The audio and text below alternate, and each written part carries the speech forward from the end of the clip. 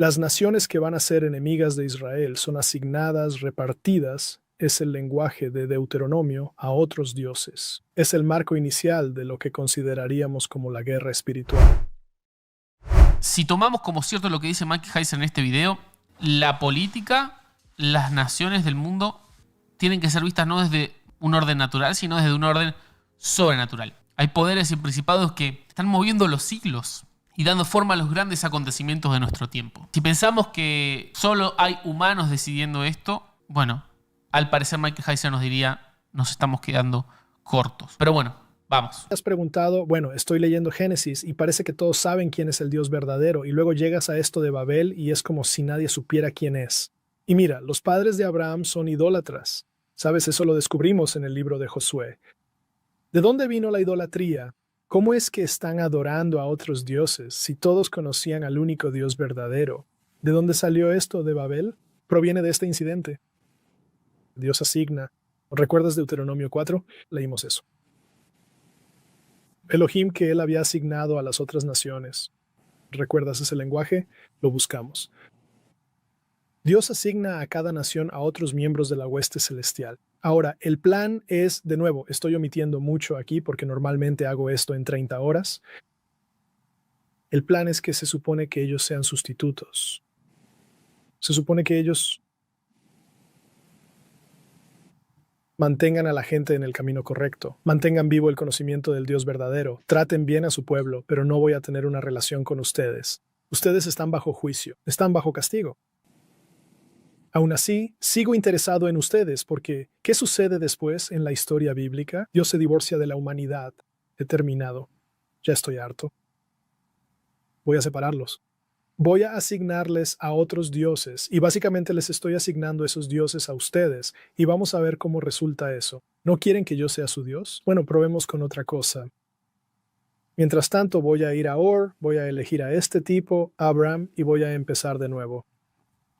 Eso, Voy a esto, esto, comenzar una nueva humanidad en el eh, Edén con esto, él. esto es interesante porque Michael Heiser habla mucho de esta idea del concilio divino, ¿no? Y cita algunos versos en Salmos y en Job para hablar que había lo que él llama ahora hueste celestial, ¿no? O sea, estaba otros seres celestiales. Estaba el Dios verdadero y había como si fuesen dioses, pero no en el sentido de que son un Dios único, todopoderoso, sino que son esta especie de seres espirituales a las que Dios les ha asignado naciones, ¿no? Entonces, Dios hace esto con el objetivo de que, bueno, ellos mantengan vivo el conocimiento del Dios verdadero, porque Él se ha divorciado de la humanidad, y luego va a Ur de los Caldeos y escoge a Abraham para empezar de nuevo, ¿no? Nada, solo quería aclarar eso, dale. Voy a crear un nuevo grupo humanitario para entablar una relación con... Ya no tengo ninguna relación con las naciones. Bueno, ahora bien, Dios no quiere decir, ya sabes, que no quiera volver a verte nunca más. ¿Por qué? Como lo sabemos. Porque cuando Dios va a Abraham y hace un pacto con él, ¿qué le dice? Será a través de ti y de tu descendencia que todas estas otras naciones finalmente serán bendecidas. Dios no pierde el interés por completo, pero ellos están bajo castigo. Así que Dios va.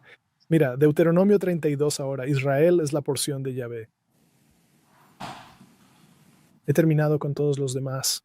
Voy a empezar mi propio grupo de nuevo. Y va a Abraham y Sara es perfecta porque no puede tener hijos. Porque todo el mundo va a saber que Israel existe gracias a un acto sobrenatural de Dios.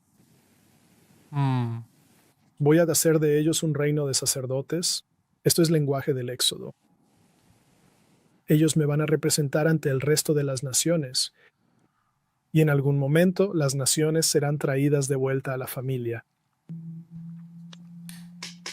Así que en el versículo 8 del Salmo 82.8, esto es lo que nos conecta de nuevo con Deuteronomio 32, porque el Salmo termina con el salmista clamando, oh Dios, recupera las naciones. Así que en algún momento en el futuro los dioses de las naciones van a morir como hombres, van a ser castigados, van a ser eliminados. Y esto es lo que quiere el salmista, porque desea que las naciones sean reintegradas. Ahora, pensemos en la teología que tenemos aquí. Tenemos una situación en la que Dios se divorcia de la humanidad. Las naciones que van a ser enemigas de Israel son asignadas, repartidas, es el lenguaje de Deuteronomio a otros dioses. Esta es la explicación del Antiguo Testamento de por qué los pueblos de las naciones adoran a otros dioses. Que no tienen una relación con el Dios verdadero. Esta es la respuesta. Es Babel. Este evento enmarca la totalidad del resto del Antiguo Testamento. Hemos habilitado la parte de miembros del canal por si alguno de ustedes quiere apoyar el trabajo que estamos haciendo. Esto tiene solamente dos categorías. $1, que son estos 1.400 pesos que ven, y si son millonarios, $10. ¿Sí? Entonces, si vos querés ser parte y querés aportar siendo miembro, puedes desde $1 mensual, solo $1, desde el botón unirte, apoyarnos a que podamos seguir haciendo esto. ¿Sí? ¿Saben cuántos sponsors tenemos? 0. No, en realidad 1. Dios. Ese es nuestro único sponsor. Así que si Dios te mueve a que nos aportes algo de valor, puedes hacerlo desde el botón unirte y volverte miembro desde $1. Y si sos millonario, $10. Ahora, Sobrado. ¿cuál es la única diferencia que va a haber entre los miembros y el resto de los mortales? Bueno, que el directo completo solo va a estar disponible para miembros, ¿sí? Pero vamos a seguir subiendo recortes y fragmentos, como lo estamos haciendo acá, para que los puedan compartir, para que los puedan volver a ver en la parte de videos. Ahí estuvimos subiendo los mejores momentos de los directos de las últimas semanas. Entonces, vuelvo a repetir, si está en su corazón, si tienen $1 y quieren aportar, desde el botón unirse, lo pueden hacer. Porque a partir de este punto es Israel contra las naciones y Yahvé contra los dioses. Es el marco inicial de lo que consideraríamos como la guerra espiritual. Porque lo que va a hacer Pablo es que va a estar mirando la traducción griega de la Biblia hebrea y algunos de los términos que va a encontrar en Daniel 10 y en Deuteronomio 32. ¿Adivina qué? ¿Adivina qué? Ese va a ser el vocabulario de Pablo para las potestades y principados. De ahí es de donde Pablo obtiene su teología. Pablo entra, él es el apóstol para las naciones. Por supuesto, él es el apóstol de los gentiles. Él sabe que cuando sale de Judea, bien, fuera, ya sabes, de Israel, con lo que se va a encontrar. Él conoce la teología de Daniel 10 y sabe de dónde la toma Daniel. Pablo incluso alude a Deuteronomio 32 y Hechos 17. No tenemos tiempo para ir allí, pero Pablo lo entiende. Él sabe exactamente con qué está tratando. Mira el vocabulario. Principados, potestades, gobernantes, tronos. Gobernantes del mundo, este tipo de dominios, tronos o un par más. El vocabulario de Pablo, ¿qué tienen estas palabras? Todas tienen una cosa en común. Son términos que denotan dominio geográfico, gobierno geográfico. No es casualidad. Pablo usa ese vocabulario porque la cosmovisión de Deuteronomio 32 es la que está en la mente de Pablo. Y así debe ser porque ese es su trabajo. Él es el apóstol a las naciones, a los gentiles. Cuando llegues al 2 voy a saltar a Hechos 2. Hay algo fascinante aquí antes de que empecemos a concluir. Hay algo fascinante sucediendo aquí porque ¿cuántas veces me encanta Hechos 2 porque ¿cuántas veces has escuchado esto predicado? Como 100 veces, ¿verdad? Pero te puedo garantizar que no lo has escuchado de esta manera. Si vas a Hechos 2, aquí tenemos el pasaje de las lenguas. Lenguas divididas como de fuego. Bien, esto es Pentecostés, la venida del Espíritu Santo y todo esto. El término griego ahí es diomorizo. Dirás, ¿y qué? ¿A quién le importa? Bueno, si realmente buscas ese término en la traducción griega de la Biblia hebrea, verías que es la misma palabra que aparece en Deuteronomio 32:8. Así que eso es solo una coincidencia, Mike. Sí, bueno, aquí tienes otra del mismo pasaje. Al oír este sonido, la multitud se reunió y quedaron desconcertados. Desconcertados es un queo. ¿Adivina dónde encontramos eso? Génesis 11. Esa es la historia de la Torre de Babel. Wow. Empiezas a ver un patrón. Lo que sucede en Hechos es que tienes judíos que están esparcidos por todo el mundo debido al exilio. Todos están en las naciones. Regresan a Jerusalén para la fiesta de Pentecostés. Son testigos del cumplimiento del nuevo pacto, de la venida del Espíritu Santo. Y esto queda demostrado por la capacidad de los apóstoles para hablar sus idiomas. Entienden la historia de Jesús. Ellos creen. ¿Y qué hacen entonces? Regresan a sus naciones. Y ahora Dios ha puesto evangelistas en todas las naciones porque la batalla ha comenzado.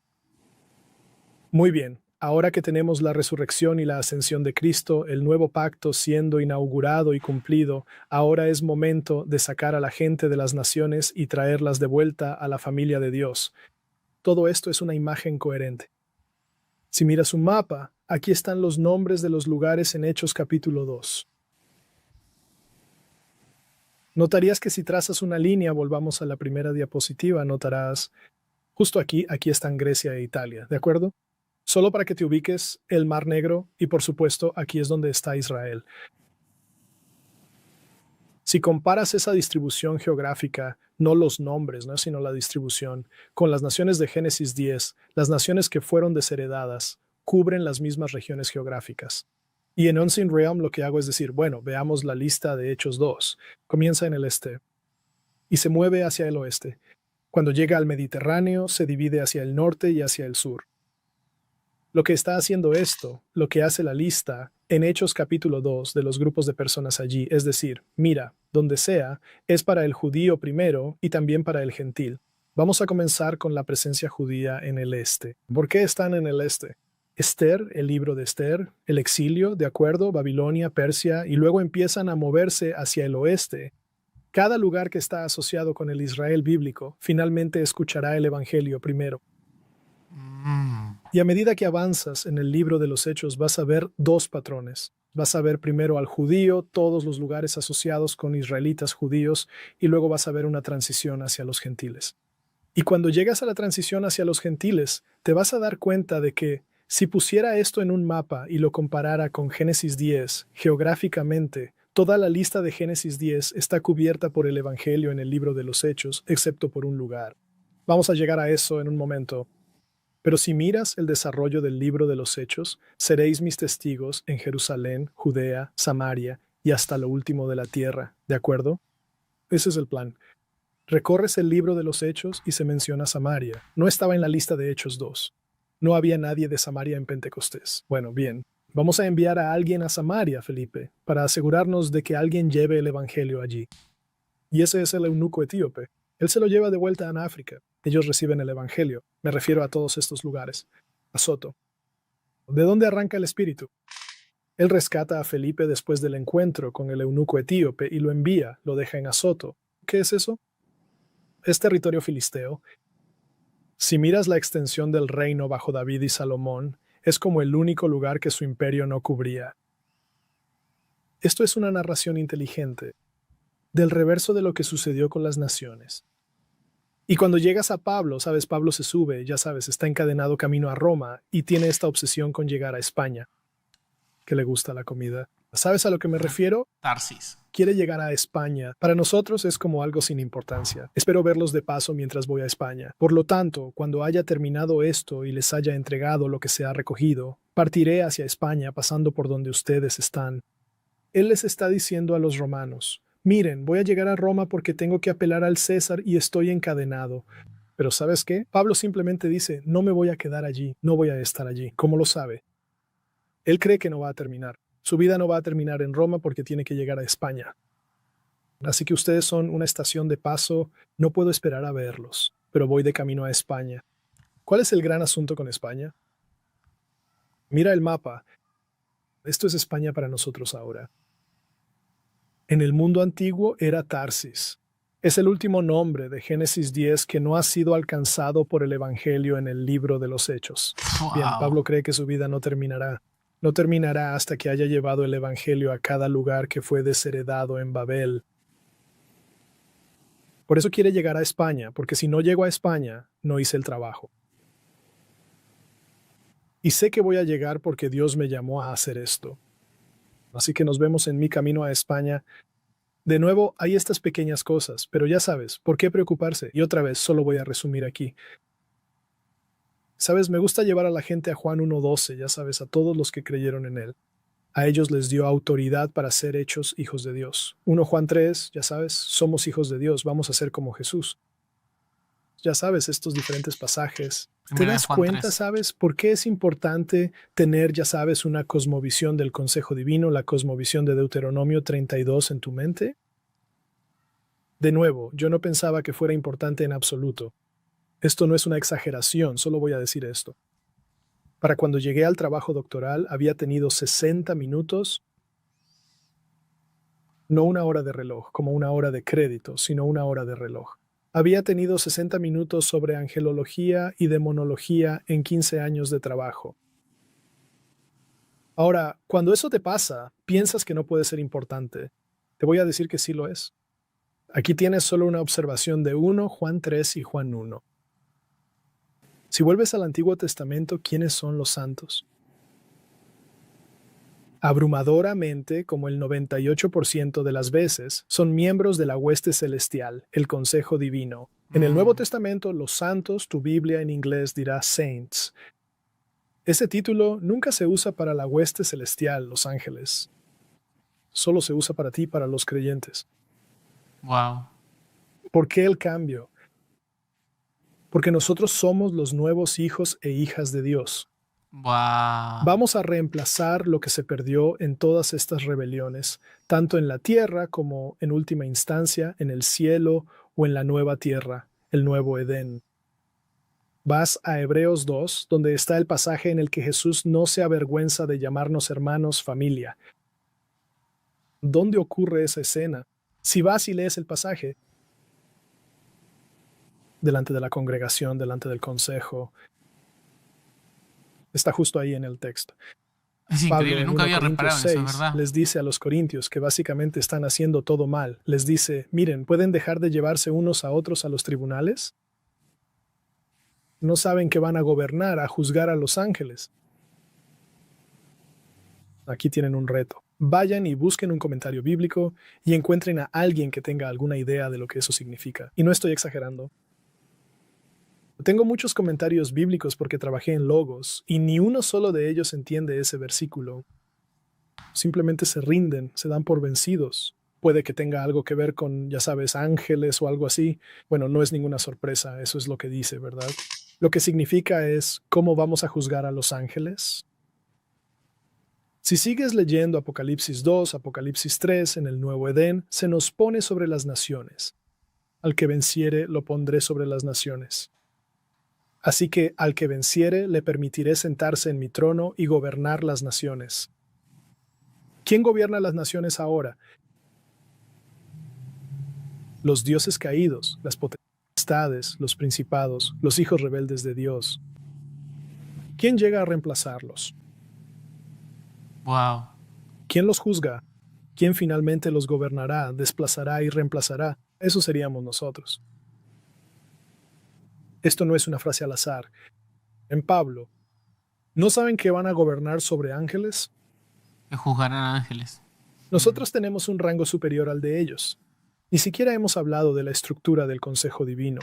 Son 3 niveles. El nivel más bajo son los ángeles. El nivel intermedio es la familia de Dios, los hijos de Dios, porque el consejo divino se basa en el lenguaje de la familia real, reyes reales, realeza. Tienes al rey en la cima. Quien recibe más, ya sabes, los mejores trabajos son para los que tienen más responsabilidad. Esos son los miembros de la familia. Y luego todos los demás son la burocracia. Es lo mismo en la escritura. Nosotros tenemos un rango superior.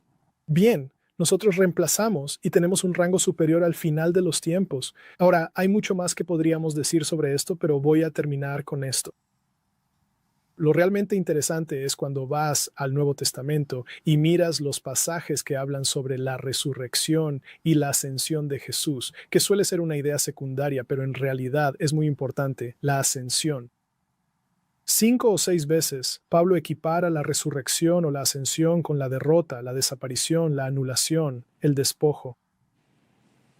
El despido de los principados, las potestades y los gobernantes de las tinieblas. ¿Qué significa eso? ¿Cómo lo hace él?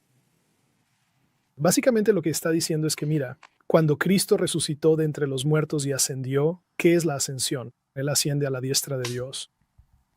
Él es el Señor. Él es el Señor del cielo y de la tierra. Su autoridad, que una vez les fue dada en Babel, y ellos se corrompieron y necesitaron juicio, su autoridad es retirada. No tienen autoridad sobre nadie en absoluto. Wow. Las únicas personas que les dan autoridad son aquellas que no saben eso. Ellos están esclavizados. Así que, cristiano, se supone que debes salir a las naciones y traer de vuelta a la gente a casa. ¿Y tienes la autoridad para hacerlo? Y necesitas decirle a la gente, mira, no tienes que temer a los poderes de la oscuridad. Ellos han sido deslegitimados y su destino está sellado. Esto es lo que hace Pablo, porque Pablo sabe que cuando entra en una ciudad, ellos tienen miedo. Porque Pablo está diciendo, denle la espalda a sus dioses y vengan aquí. Es como, bueno, si hacemos eso, los dioses se van a enfadar mucho. Y Pablo diría, no se preocupen por eso, ya están derrotados. Su autoridad ha sido deslegitimada. De hecho, el mismo Dios, el Altísimo, que les dio su autoridad en primer lugar, ahora la está recuperando. Él no solo dice que está bien volver a casa, sino que lo exige. Porque el mismo Dios se hizo hombre en Jesús, murió por ti para que pudieras tener el perdón de los pecados, resucitó y volvió al asiento de autoridad. No tienes nada que temer. Y Pablo vincula este concepto con la plenitud de los gentiles, que es una frase paulina asociada con la segunda venida, que cuando los gentiles, la plenitud de los gentiles, cuando Dios recupere a todos aquellos de las naciones que quiere de vuelta en la familia, entonces Israel será despertado y entonces vendrá el fin.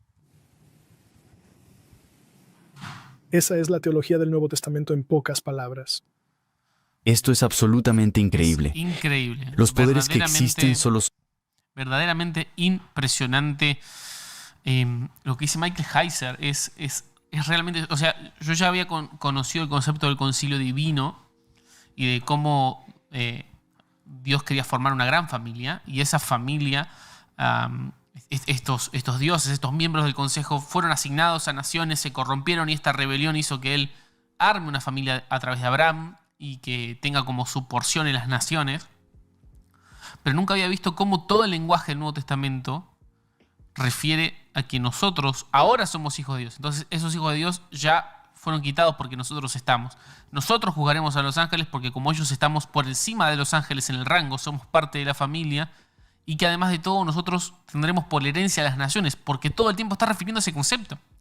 O sea, yo me gusta tanto compartirles lo que hace Michael Heiser y su trabajo, porque es una manera muy global de entender la Escritura. Es una manera de leerla de punta a punta que no sé, a mí me hace muchísimo sentido. Y creo que es algo que requiere este momento histórico para la iglesia. Necesitamos comprensión de los tiempos. Necesitamos entender lo que pasó, lo que está pasando, lo que va a suceder de manera completa. O sea, necesitamos verlo de manera completa. No tenemos que tener un versículo, un capítulo aislado y chao. Necesitamos entender cómo todo se relaciona y cómo la Biblia dialoga consigo misma. Y este tipo de cosas, siempre hay uno que dice, no, David, es muy complicado, no hay que enredarse con esto. Mejor hablemos de la gracia, el amor. Hay que hablar de la gracia y el amor, definitivamente. Hay que hacer mucho énfasis en eso. Pero también tenemos que hablar de esto otro. Porque ¿saben qué pasa cuando uno empieza a descubrir estas cosas? Te enamoras de la Biblia, loco. ¿O no les está pasando eso? ¿No les explota el cerebro cuando entienden esto, cuando ven esto y no dicen, che, necesito saber más de la Biblia? Cuando aprendemos más de la Biblia y nos llenamos más de Dios, somos más eficaces en esto de ir a las naciones y predicar el Evangelio y reunir otra vez a la gente bajo los pies de Dios. Bueno,